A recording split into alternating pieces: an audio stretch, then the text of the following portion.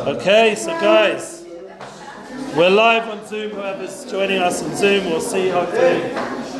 We are live with Bnei Akiva, well, Bnei Akiva. We are speaking English today, so whoever has a hard time understanding me, either because of my English accent or because of my way of speaking, is a little bit, different.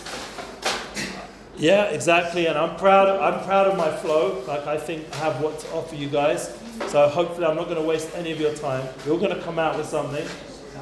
You feel that, guys? You've come out with something each session? You've got some confidence? Okay, good. Where's your usual hat? Yeah. What'd you say? Where's your Jordan hat? Oh, my Jordan, I switched it for the Nike tick. Where's the Strymel, that's... You got to come to Frat, come to Shirat David. Join us. I'm the only Strymel there, I'll be honest.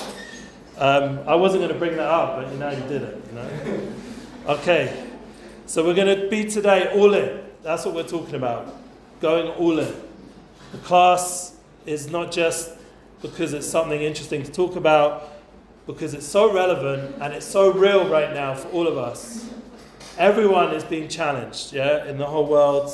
Our people, specifically the Jewish people, and even more so young teenagers, or you're actually more older teenagers in Bnei Akiva, in Eretz Yisrael, Migdal Oz. Even the news, the current news is like, it's intense. Everyone's feeling it a little bit. And in order to go through this time period and get the most out of it, one of the most important concepts that I've ever heard or experienced is the idea of being all in. Anyone familiar? Anyone heard of the concept of being all in? Like Mea Chuz in Eretz Yisrael? You know what I'm talking about? I mean, there's different ways of approaching it. We can approach it on a mindful level of being in present with the current situation and being totally there. Or we can approach it on a more practical level, give tools, which I think we will, the idea of how to get to this focused way of being that you can really tune into what you're here for at this moment, why you've been chosen. 2023, Bnei Akiva, you're at this time in history with the most historical moment for Israel, where there's never been such a tragedy since the Holocaust. This is significant. This is very intense and very real. And we're all experiencing and we're all feeling it on some level. Personally, my journey for the boys, I'm not going to repeat too much, so I'm going to... I just sent a link, that's all you're reading. That's all great. You're amazing. That's all good. I love the beeping. So listen, honestly, nothing's going to distract me from giving over because I'm all in. Yeah, I'm doing it. When I was asked to join Bnei Akiva by Shmuel Fly, my whole thing was to be all in, to come here. And if I'm going to do this, I'm going to do it fully. And even if it's only an hour a week or 2 hours or whenever, I want to make the most of your time and my time and the school's time, the program's time. I'll tell you something, coming from London, growing up secular, I grew up secular. The guys know a little bit about my history because we've been going through some intimacy sessions. We're not going to go into that topic together because I don't think it's appropriate. I don't think the program thinks it would be appropriate to do that together. But the boys have already had a few sessions and they heard on the first one, and I did put the audio around the guys about my journey, my personal journey. I don't know if it's relevant to share because some of the stuff is for the boys specifically. So I'm just going to go over a little bit, like being from London, secular, not involved in Israel other than the JNF sending some money for some trees once in a while and hearing a little bit about the news and what's going on in Israel, but it always felt very far away. And I actually didn't visit Israel until I was 16, until I came. I don't know if you've heard of Tour? Some of the English guys know what Tour is. I don't know if they call it that in America, I don't think they do, but it's like a program that comes for more than a month in the summer for all the age group between 15 and 16. Most people are 16 by that point, because it's summertime. And I came on Habanim. That was my first ever visit to Israel. So that put a lot of context. I didn't really my life was in London or in Europe or wherever fancy destination I ended up in for holiday. And Israel, unfortunately, wasn't the chosen place by my family at that time. So it wasn't like the holiday destination. It was more like Spain. I didn't really know what was going on here. And when I started hearing about, bit by bit, as time went on, the Holy Land, especially as your brain starts to mature, and that's where you guys are at. You're at a more like matured level where you understand what's going on a little bit, and more than I did at that age, 16. I honestly, I'm not going to say all the jokes because I'm in front of the program here, but I was, on tour. I wasn't exactly like the most,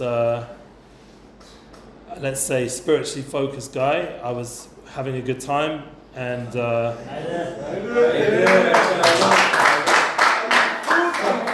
and you can all work out what that means.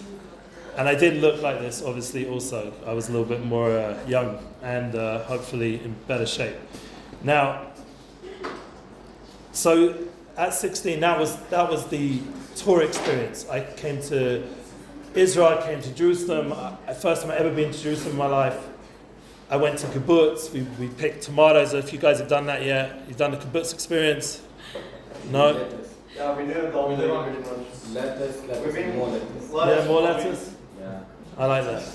So I was doing the tomatoes and some other things as well, and experiencing it. So that way, it was a peaceful time, and the security was pretty normal. Like even flying. Remember, this is before 9/11, so security going on a plane was a different experience. I remember, I'll be honest, I traveled once to Miami, and I bought some.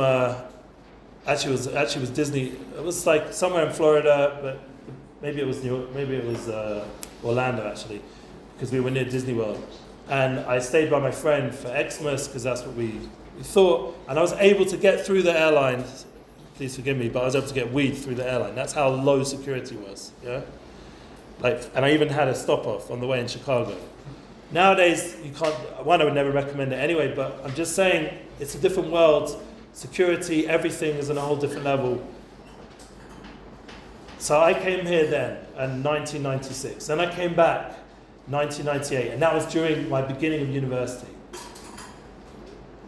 Now you have to understand that I was having an awakening, and it began, I believe, on tour. I believe once I came to Eretz Yisrael, it planted seeds in me, even though I wasn't developed yet fully to understand it, but it planted seeds being here that really affected me. Like we're going to discuss this about the idea of the Parsha right now. We're going to do a little bit of Torah connection as well. Avram Avinu coming to Eretz Yisrael. We're going to talk about it, but for me personally, it really impacted. I don't know if you've had that moment yet. You've been here now, how long? A few months? 2 months. 2 months? That's more than I was when I was 16. And you're older, and you've maybe had loads of time here. Maybe some of you even live here. So when you live here, so maybe you don't feel it as much, but when it's coming from secular London to Eretz Yisrael, even secular as I was, and the program was not religious at all, but there was something that went inside me that I felt I needed to return back to Eretz Yisrael, and I did when I was 18 during university, and it was a game changer. Like it changed my life. That 18-year-old trip, which is where you guys are, I believe that's your age, and I felt at that moment in Eretz Yisrael, there was a flow. Like things weren't just whatever. Like it will connect to where we are now, right now, spiritually, and also practically with the war going on, there was a flow. It's very comforting when you feel that flow. It's not just happen chance, not whatever. Like when you feel whatever, you feel a bit lost. But when you feel that life's flowing, there's some sort of mission, something purposeful. So, one of the things I mentioned to the guys here, and this is important to get some practical ideas. I made a choice to be all in at that time, around 18, 19. That's pretty young. And what that meant is I decided to leave London, to move from London to Israel. I was in university, I finished my first year, and I came by the summer after that first visit. I came back Pesach for another month, And then I said, that's it, I'm all in. By Elul, by August, September, I was already all in. I came with my best friend, and little did I know, but I also came with my wife-to-be. I didn't know she'd be on the same plane, and she'd be going to seminary, I went to yeshiva, but we both came at the same time, and I was, best friends with her brother, and we went to the same yeshiva, twin brother, and so I already had on that beginning stage my soulmate. Everything was like set up for me. I just needed to be open to it. And I came to Israel, and by 21 I was already married. It's pretty young, yeah? You have to understand, I'm coming from secular London. Not one of my friends got married at 21. Nobody. I don't care like how connected they were, like relationships. If someone out there is, from my past, from North London scene, would correct me, but I really don't think there was anyone who got married that young. And most people wait till after university, etc. And majority of the people of my friends, my crew was like age 30. So I made a decision when I came to Israel that I'm going to be all in. I'm leaving London. By that point, I already told the boys I was running nightclubs. I was in a good university. I had a very good social scene, like pumping.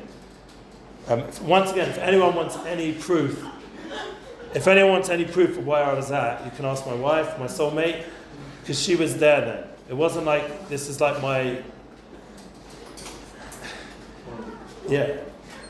It wasn't like this was my own journey. Like I had someone who was with me in that time. We were best friends already, and as a girl, she was my best friend. And thank God we were platonic then, but it became later on, by the age of 21, more. So, but I was all in, and so was she on some level, and so was my wife's twin brother, and we decided that's it. Like we're moving to Israel. My parents were like, "You need to go to a therapist. Like, what are you doing? You've got this sorted life in London." They took me to rabbis, like famous Saatchi rabbi. He was very close with Shlomo Kalibach back in the day, very together peoples. And they said to me, like, what are you doing? Even the rabbi of the program that I joined at that time said to me, like, you've got to listen to your parents. Like, you've got college, university, you've got to get a degree, you've got to, there's a process. But I knew I needed to go all in. I'm just giving you background for me personally, how much of a choice I made to be all in. I'm not saying anyone should follow this path.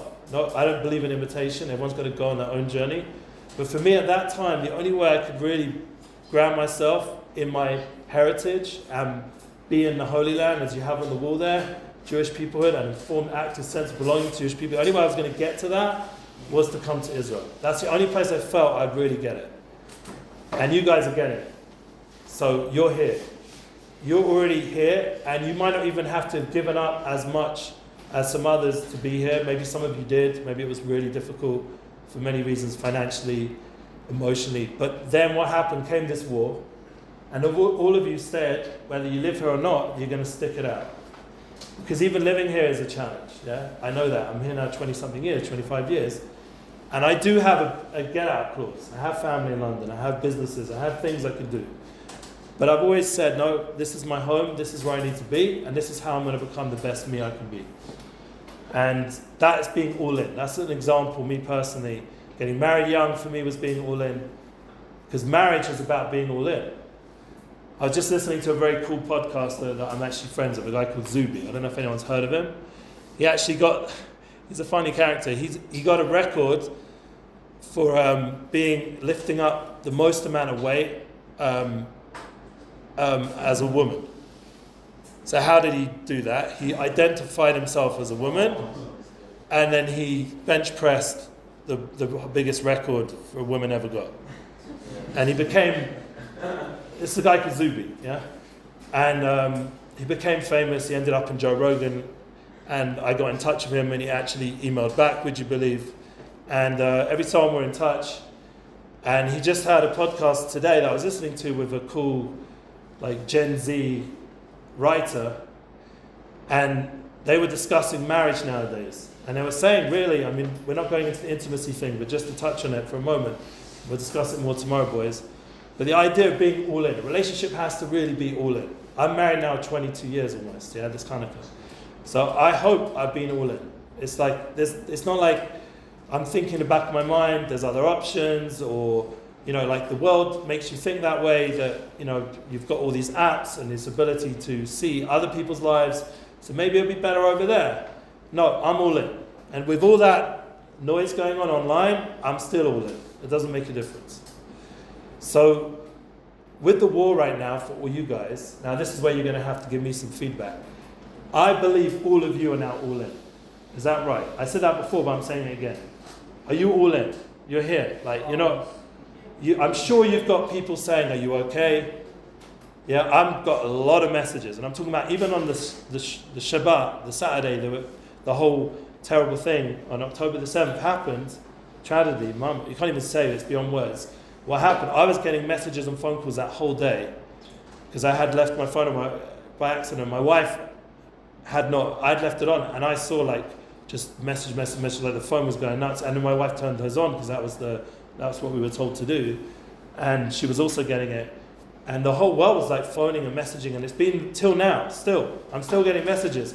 I have heard from people that I haven't seen for years, in person, and they're messaging me now. And people have questions. Yes. Someone's asking about the Zoom link. Is it the one you sent me before? Yeah.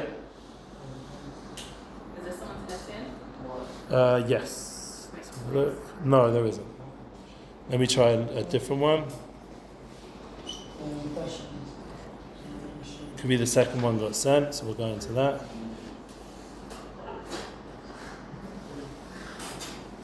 You shall see.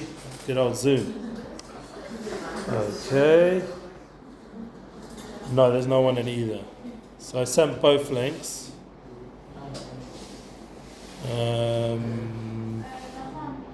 Okay.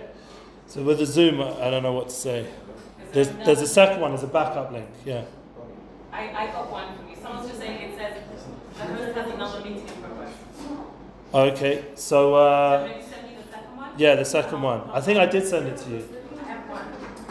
Okay. Let me send it to you.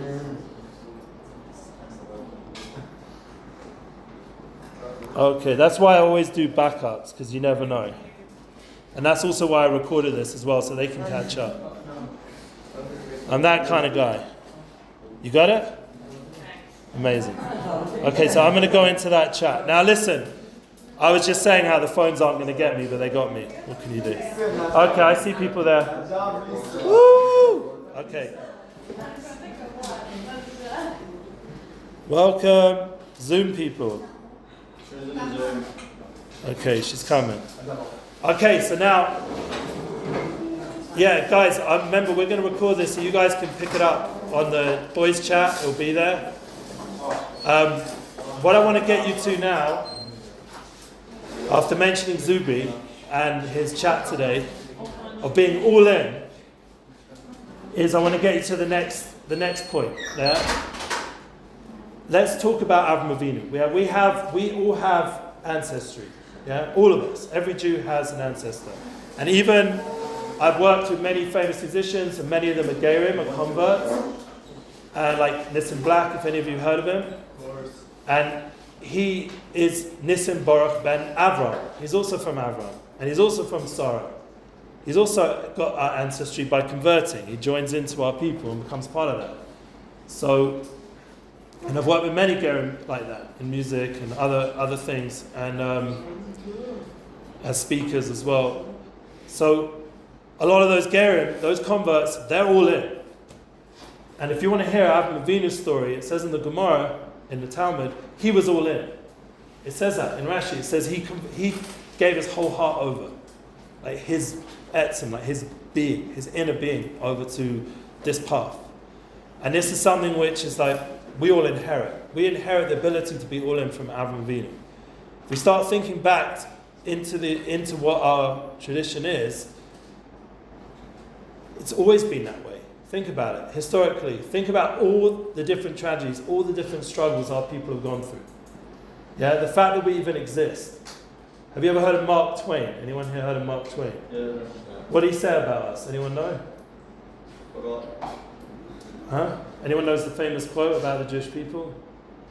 This is a quote you should look up. Google it. Someone get it on Google now, so I don't botch it up. Mark Twain. What did he say about the Jewish people? Who? Mark Twain, a famous American writer, traveled to the world, wrote about the Jewish people, and it's a famous. He's actually got a lot on the Jewish people, but the most famous quote. He has a lot of quotes. Well, the most famous quote is. Concerning the Jews. Yeah, what did he say? Go on. What? Savita. No, it was. He used them as scapegoats, the Jews. Okay. And it is. You got something more positive here? The Jews saw them all, beat them all, and now. Say it loud so everyone can hear. Go on. It's a good one. The Jews saw them all, beat them all, and is now what he always was, exhibiting no descendants, no infirmities of age, no weakening of his parts, no slowing of his energies, no dulling of his alert and aggressive mind.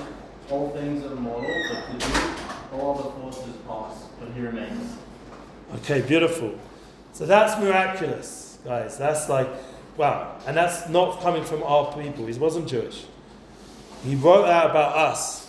He was like, wow, these people are awesome, are unbelievable. Now, obviously, if you're looking online, you're not going to feel, unless you've got your, which I've tried work very hard to do, that you've filtered out your feeds, that it should be what's going to be encouraging and positive and help you go ahead.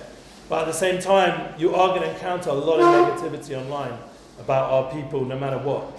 Because either someone you follow is becoming negative about us, or you're following someone who's fighting that negativity by quoting it, which is, you can do it either way. Yeah? So, we are up right now against the world on a certain level. Not the whole world, thank God. Yeah, and often the small voice that's very negative makes itself seem very big. It's very important to know that it's often a minority voice. The majority of people, thank God, are generally good, and they're not going to be against us, thank God. So we have a lot of encouragement, but either way, we're going to have to realize right now, to be all in is the only way to go forward. And that's something new for our generation, because on a certain level, we've been in a more comfort space. Like I said, when I grew up, life was good. Israel, we heard a little bit about a few wars that had gone on, but it wasn't like, as a North London Jew, going to make me nervous for being Jewish. Now, I did encounter anti-Semitism on campus, and I did encounter even growing up in London. I did, even as a kid.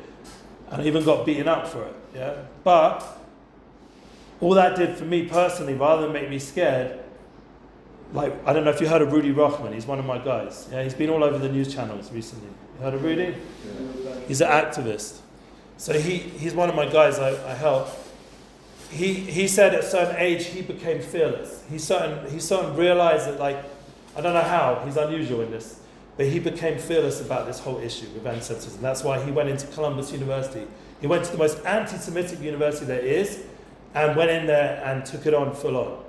And that's why I'm trying to organize tours to get him into universities or communities so that he can empower those people. Right now, he's in a war. So how's he doing it?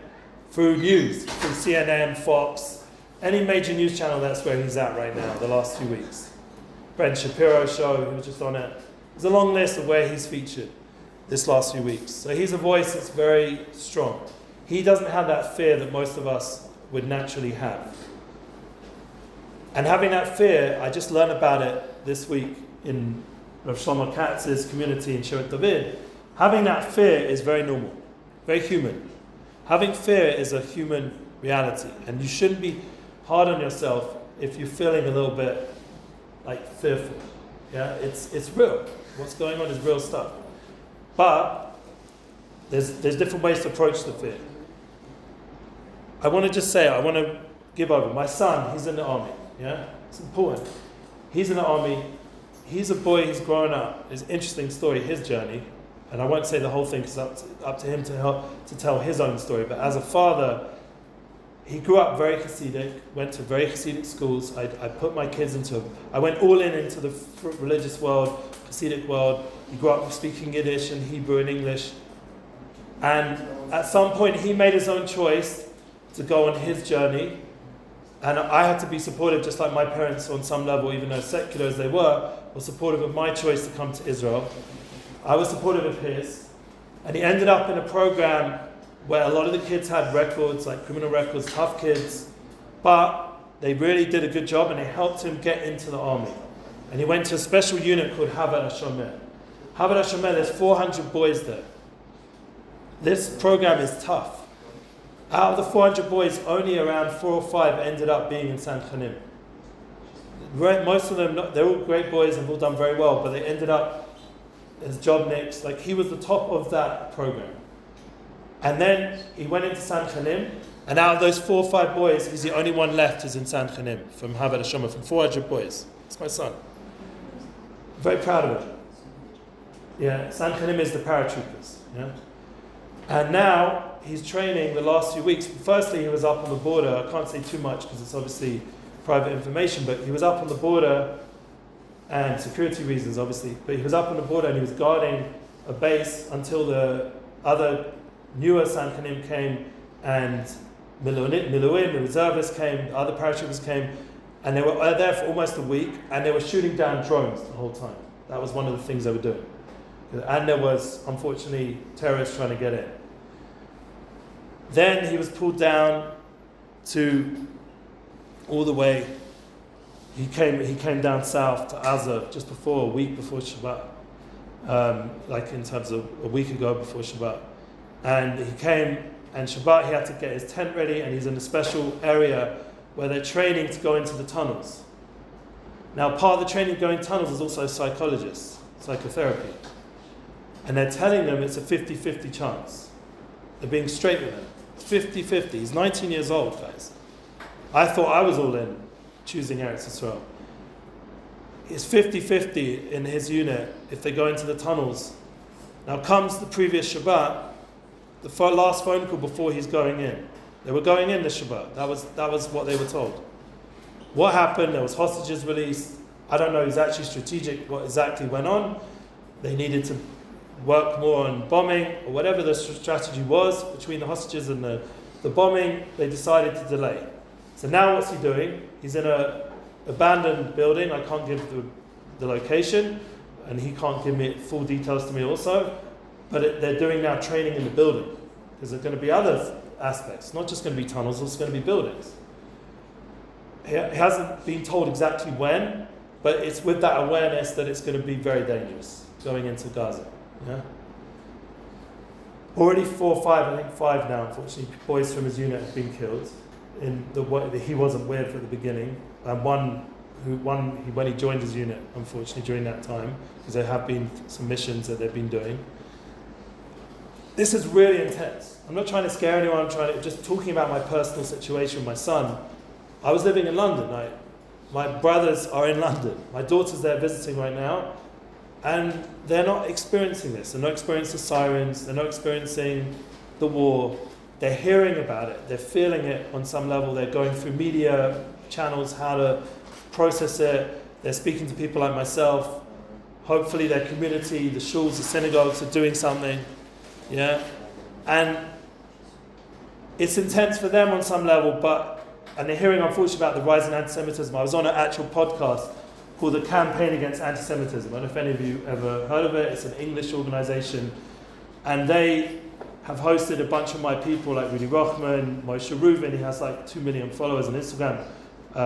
Westside Gravy, who works for Stand With Us, Shlomi Zion. These are all people I put on their podcast. And then they asked me to come on as well. And I'm following their feed. And it's real stuff going on. Like they're dealing with hands-on. They're dealing with fighting the BBC's anti-Semitism that's very obvious. They're dealing with, so they're all in. This organization is all in.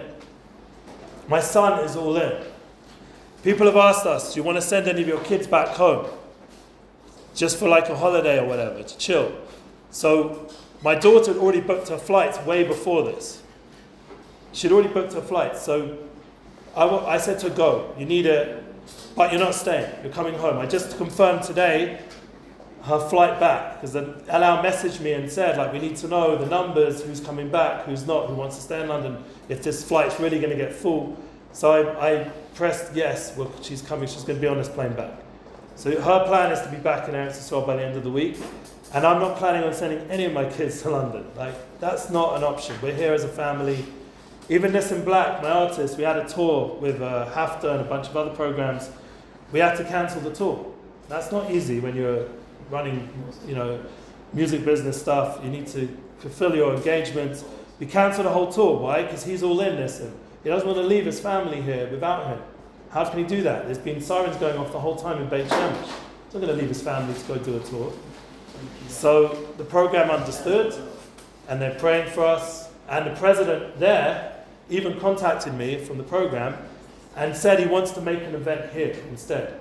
For all the people that have stayed in Israel from the American seminaries, and he wants to make a program here. So we're in discussion about that right now, about how to make a chizuk, like an inspirational event for all the people that have stuck it out here and didn't run back.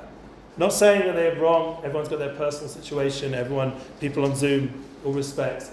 Everyone's got their parents, their anxiety. Everyone's got their personal realities, and everyone has to be real about how all in they can be. But nevertheless, that's the understanding that we are being challenged, all of us, to be all in. That's my message today. Like Avraham Avinu was all in. He built our people by being all in. He gave up everything. He threw himself in the fire for his mission in life. He was willing to the point, the 10th test that he went through, to give up his legacy, Yitzhak Avinu. Yeah, we wouldn't be here if it wasn't for Avraham Avinu. We wouldn't be here for his determination to represent and build our people. And that goes through all the generations. We've all got ancestors. Every single person has an ancestor who was all in.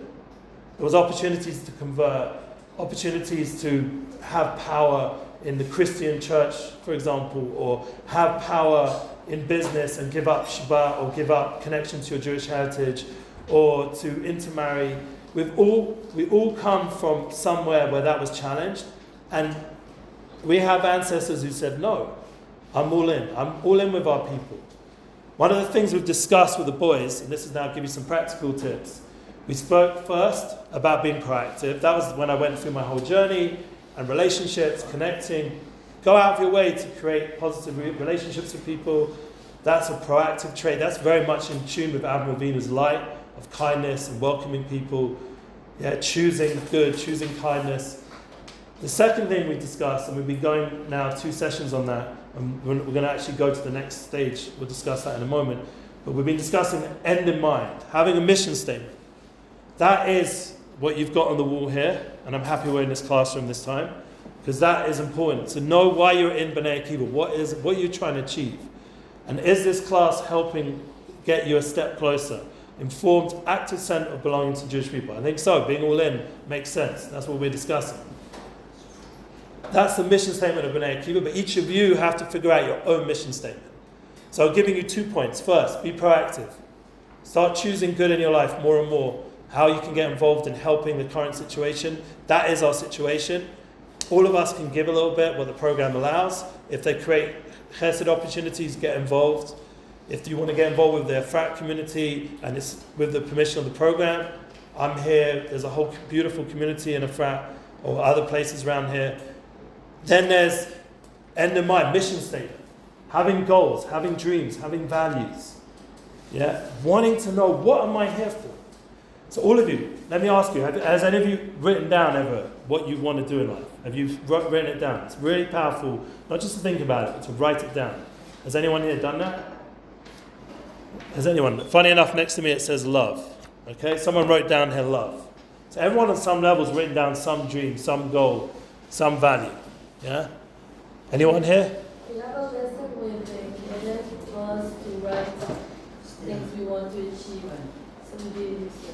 Okay, good. So you have a goal for this year, for this program. Yeah. That's really important because that's where you're at now. Yeah, that's great. But I would recommend also try to figure out personally what you think not only you can offer this program, but how's it going to reflect on your later on in life. And obviously you're going to change this as time goes on. And you can review it. But once you have it written down, you you now can develop it. It's like anything. You planted a seed, and now you can build on it.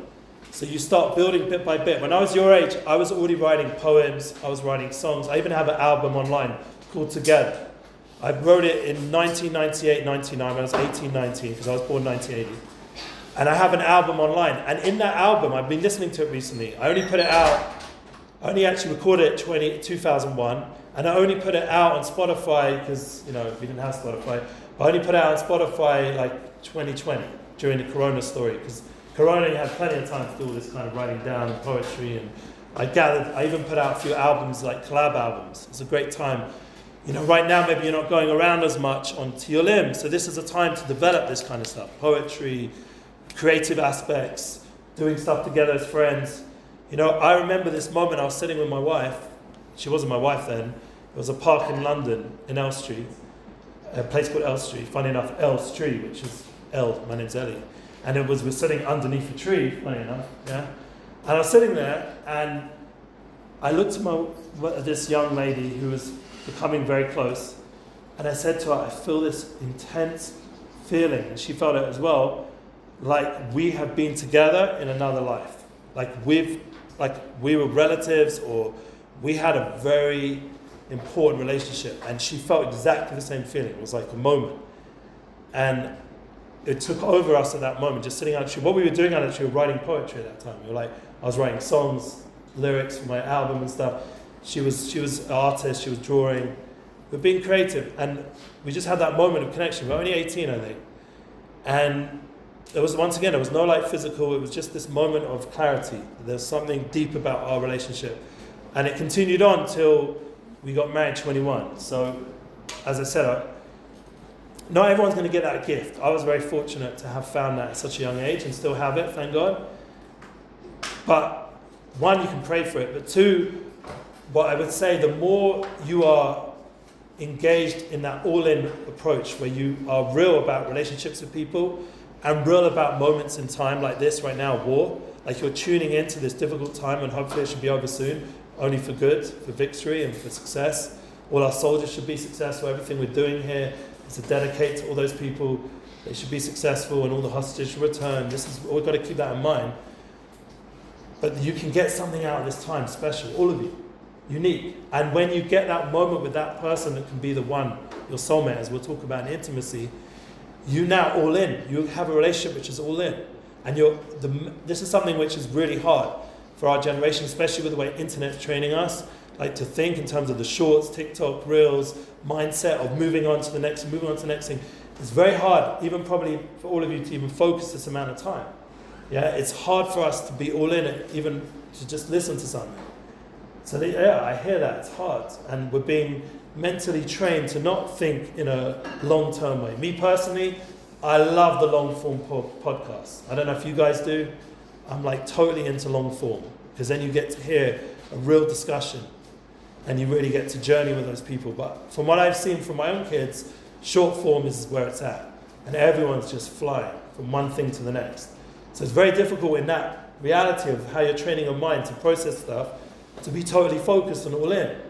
But that's why it's important, if you do make time, like Shabbat, disconnect to reconnect, or you do make time, and this is going to be my next point, which I'm going to bring tomorrow to the boys, and we're going to bring it into the intimacy discussion. And you see, I'm already hinting at it a little bit. But we're going to talk about how to prioritize, how to really focus in on the moment, in your schedule, in your time in Israel, how to really make the most of this experience so that you gain the most out of your gift of being at a historical moment in the Holy Land, and you can contribute to, as part of that history. We're all contributing right now, all of us, by being here. We're showing solidarity. Yeah, we are ambassadors. As I spoke to the boys the other day, all of you are ambassadors to your people outside of Israel. Everyone's seeing your posts. People see. You have your circle of influence. You have your status. You have your feeds. Everyone here is influencers in your own way. You have your family, your friends, your cousins. You're all influencers. And you can now be ambassadors to share a message of hope, and hopefully feeling that we will get through this as a people, just like we've got through everything. Just like Mark Twain wrote, we will come out on the good side. Once again, I wasn't a Jewish author. the non-Jewish people are going to be in awe of how we're going to process this. Ultimately, that's what we're promised, and that's throughout Hallel, and every time we're praying, there's a certain awakening of that truth that we will get through this in the best way. It will come out good, even though it doesn't always feel like that. You know, emotionally, my wife, the Shabbos, just think about it. Your son told you that he's going in, it's 50-50. He didn't leave the message like that, but that was the back of our mind, what we're thinking. So the whole Shabbat, we're thinking, we don't know. We're not going to get updates from him unless, something serious. And so we don't know the whole Shabbat. We're thinking they're going in. Then we find out there was hostage relief Friday night. They didn't go in. Okay, but now we're getting a phone call. Yeah, any minute they're going to take away my phone and we're going to go into Gaza. And so now we have to prepare ourselves again for the next potential. Like, it's difficult, to always, when you're going up and down roller coaster. As teenagers, late teens even, there's a lot of up and down going, a lot of challenges emotionally. I don't know if you guys are feeling it, but I assume you are, especially right now. Like, whatever was challenging when you came first to this program, I'm sure it's been 10x. And also knowing that some of the people had to go. Once again, no judgment on them. But some of the people had to leave. And that's hard when you lose your friends and the program shrinks a little bit. Like, it's hard, But you are here right now. That's the key. To focus in on that you have been all in, you're still here, and you have so much to do right now in this space. And we're doing it together. It's not an alone experience. That's another important comfort. We're not alone on this journey of becoming all in. It's something that the Jewish people are doing universally. It's united souls. It's a universal journey together. We're all going through this together. This historically reminds me, when I was a kid, why did I choose to become Jewish at all? Like in a spiritually awake sense. What was the question? Have you ever had that question? What are you doing here? My question was, why am I Jewish? Simply. After getting smashed in the face a few times, cigarette burnt, mug and Devid taken, like in the streets of London, why am I Jewish? Why do they keep reminding me I'm Jewish? Why did a kid throw a coin at me and say stingy Jew? Why did my friend get beaten up just for being Jewish? I started to wake up and I wanted to know the answer. And the last thing I was left with from my education in the English system was the Jewish people are the Holocaust. That's what I thought the Jewish people were, the Holocaust. So a famous writer, and Shlomo Katz brought this down today, he said this today, and in a frat, for all the men who've got children in the army and all the different people there and all different Amiluim reservists that were in this year, he said to them, and he was quoting someone else, but he said it very strong. He said, I'd rather be a hated Israel than a beloved Auschwitz. You understand what that means? Did you get that quote? That's a strong quote. I'd rather be here in Israel and have these struggles than, God forbid, just give up, We're on a mission. There's a much, we can deal with this. We can process the hatred, we can process the challenges. So, I just want to check where we are time-wise. Okay. So if anyone here has a question, please tell me. Because we've got another 10-15 minutes. So I'm happy to talk about it. Anyone has a question on All In, or my personal journey, or the current situation. I've been thinking a lot about what's going on and talking it out with people. Anyone has a question that's burning and they want to say? Anybody? Welcome. Yes. When you did Aliyah, Aliyah was 1990. No, I came to Israel in 1999. I did Aliyah 2001, just after I got married. 2001-2. I officially finished 2002. and you decided to do Aliyah because you want to be holy. Yeah, we got married, and I was already living here like I was an Israeli in terms of spiritual, only keeping one day for Yom Tov, all that kind of stuff. And my wife and I, it was clear to us this is our place. So it was just a matter of, because it's really hard to not make Aliyah, to live here without all the paperwork and everything. And even though you're right, I didn't have the education you guys have. I didn't have it. I was missing parts. Honestly, this last year, living in a frat has filled in gaps for me. I'm 43. I'm still learning now. I'm going to people like Shlomo Katz, who really understands the specialness of living in Israel much more than many other people. And I'm learning from him now. And I'm learning from the community around me about how much they love Eretz Israel, how much they appreciate and the army. I was in a more Haredi lifestyle where that side of things was not as focused on. And my kids were also, amazingly, were brought up seemingly in that world, but they somehow have developed outlooks which very much fit the overall Israeli mindset, which is amazing. They did that themselves more than I. Maybe I was very open and I had lots of guests in my house and maybe people talk to them and their social experiences are more open. I wasn't strict, like in terms of who they could connect with, but like they found their way in Eretz Yisrael to the point where my son's, on fire for his mission. Like he said to us, like he's ready to do his mission and he wants to kill the terrorists. He wants to do his mission as a soldier, which is his focus now. And it's not wrong. You can't say, oh, where's the peace-loving? As Rav Shlomo said today, I'm a Kohen. I'm from the tribe of peace, of blessing. And if my tradition goes all the way back, that we're meant to bring peace in the world and love, ahava and love. So the Rav Shlomo said today, and he's also a Kohen, Rav Shlomo Katz, he said today that my son for sure, deep down, wants peace. But in order to get peace, he's going to have to kill these terrorists. And being in an army has to be totally focused on that. Any other questions? Yeah. Did your parents support all your big changes of decisions? Yeah, so I don't know if we discussed this in the boys' chat, but I did mention, and I threw it in when I was introducing myself, that they were against it initially, really hard. They wanted me a lawyer. I was running nightclubs. I was living in another world. Like both my brothers in my dad's business, and they've done really well. Older brothers, example of success. I don't know. All the James Bond, any merchandise that exists, they got the licensing. So, like all the James Bond series, movies, they were at the red carpet and the most recent one, premiere. They did the Olympics. They've had a great journey. Since I left, the stuff they've been involved with in the entertainment world. My daughter would love to meet Harry Styles. Would you like to meet Harry Styles? Yeah. No? Yeah? No? Okay, so my brother and my brother's wife have great pictures of Harry Styles because they do the ball every year in UK. Yeah?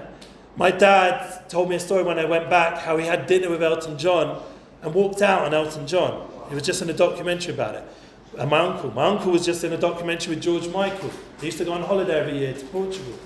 I had a great life, yeah? It was all around me, showbiz, entertainment. I wasn't just giving up like a cushy job and a nice house. Cushy means like easy. I was giving up like a whole lifestyle that most people in the world would dream, like VIP at every event. Yeah, like I just got a news people asked me in London. News people asked me in London, Jewish news. They asked me, they said, would you like to do another Live Aid in Israel? Because I mentioned it to them when they interviewed me last week. And I said, yeah, I want to do a Live Aid in Israel. You know what Live Aid is? Anyone saw Bohemian Rhapsody? Yeah? That was like the climax of the film, Bohemian Rhapsody, yeah? Malek, whatever his name was, Rami Malek was the star as Freddie Mercury, and it was a climax moment where everyone's together saying, we will rock you. Everyone saw that film? I was there. I was in the row box. Prince Charles and Diana were just a few rows down, King Charles, but just a few rows down from me. I was in that moment as a kid, and I want to do Live Aid for Israel. I want to do an event that brings global unity through music, like what I experienced as a kid. And they did it again, Live Aid. That was not as, in my opinion, not as impactful, but it was very global. And I want to do that for the Jewish people. I want to get our message out to the world in a massive way. That's my dream, my vision. And I think music and creative outlets is one of the ways. Inspirational people is one of. That's my vision. That's my mission. That's why I'm honoured that you guys brought me here today. So would you say are my parents supportive of what I've done? It's difficult for them overall, but they see that I'm passionate and they see my kids are in a good way, and that the children in a way talk more than my words. You know what I'm saying? Yeah. like, when it comes down to it, it's not like they all became fanatical, crazy people that they were worried that I'd become. Do you understand? They've all become normal, healthy children who are able to interact with society and even become special in society, and they're appreciating that. Okay, any other more questions before we finish up? Anything? What does anyone here have any questions about the concept of being all in? Like, have you got, anyone want to tell an example of anyone all in? I mean, there's so many heroes right now who've been all in. Hatzalah, or you just go through the list of heroes in Israel right now who have been all in. There were people who came from the morning that this story happened and they heard on their phone. They weren't even in the army. They were having a normal Yom Tov and they suddenly see on their phone and they're being called up and they hear what's going on. They grab their gun and they drive down to the south. They don't even go to their base. They drive down to the south and start saving people, and killing terrorists. That's all in. No one was there telling them they had to do that. They were told to go to their base. I'm just saying, all of you, have anyone got any questions on what's going on and being all in? It's pretty clear right now what's going on, that this is an all-in moment. Like, we've had our chill, you know? I always remember the summer when everyone came. I was known as the Midnight Rabbi for years. How was I all in as a Midnight Rabbi? I was up for 5 years, all night, every night, other than Shabbat. All night, every night, especially Thursday night, forget about it. But I was up all night on the streets of Yerushalayim, especially in town, and I was with the at-risk teenagers with their drug issues and their fighting, and the girl and boy issue, and that was my program for 5 years. I worked for yeshivas that would pay me to be the Midnight Rabbi. I did it for 5 years. It was hardcore. It was pretty all in for me to do that. Trust me, they didn't pay enough. But I knew by being with those young people, I was helping them through that time. I got a lot of guys to rehab. I got a lot of guys who never needed rehab, thank God. I got a lot of guys, away from some pretty dangerous situations that they were involved with at that time. This was phones. It was a different vibe back then. It still had computers and DVDs and people watching and doing whatever, but it wasn't like the fast speed you guys are dealing with now. But the point was, that was my time to give to our people when I had the energy and my wife was agreeable, and I gave years of my time for that. And thank God I'm still in touch with many of those people. I went back to London, and thank God a bunch of those guys came to meet with me. So it wasn't like I just wasted my time back then. Like there was relationships. When I landed in Miami, one of those boys came, picked me up, took me out for lunch. And when I landed in New York at 4 a.m, one of those boys, and this boy, he was so disconnected, he didn't know anything about anything Jewish, other than he was in yeshiva somehow for that year before.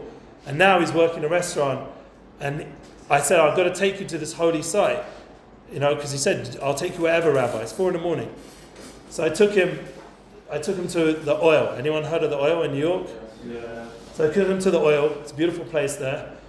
And he didn't even know what it was. He never even heard of the Lubavitcher Rebbe, Chabad, never heard of it. Like, who hasn't heard of Chabad? This guy was way disconnected. Even a year in yeshiva, still hadn't heard of Chabad. So I was like, all right, we got to do this. And thank God I'm still in touch. I see he's married. He lives in Eretz Yisrael. Like, I believe that moment that he came out of his comfort zone and picked me up, and we went to the Oil, and he wrote a whole beautiful message. I showed him what to do. Like I say, make a mission statement. He wrote down what he wants from his life, and he gave it as a prayer. The custom is there to rip it up and put it in.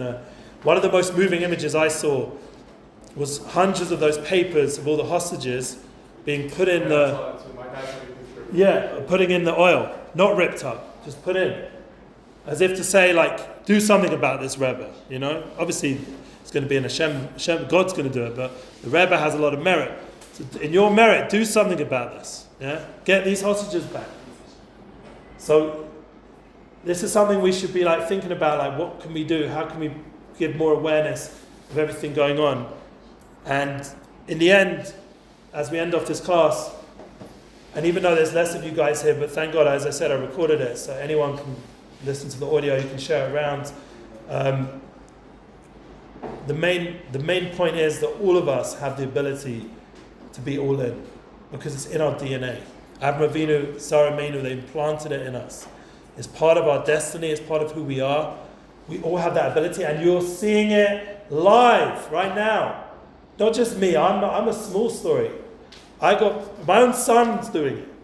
But then all around Israel, people doing it. Right now. Everyone knows someone who knows someone or is a brother, a cousin of someone who's all in right now. And in a way, we're all in because we're still here. We're living in the Holy Land and we're making it work. We're helping with this and we're helping with that. And we're part of this process. And that is the key. As Mark Twain says, we will come out on the other side of this, the winners. We will be the victorious. In all ways, in every way. And not only that, our victory means victory for humanity. Because everyone in the world's going to get. Because our inner intention is only to do good to humanity. We don't want to kill anyone. We're only doing that because we have to right now. But our inner reality is that we only want to do good for humanity. And that will be our destiny, all of us. And it should be with good health. It should be a blessing. Everyone should find their own unique way to be all in. And with that, we'll see this all come to a good place. Amen.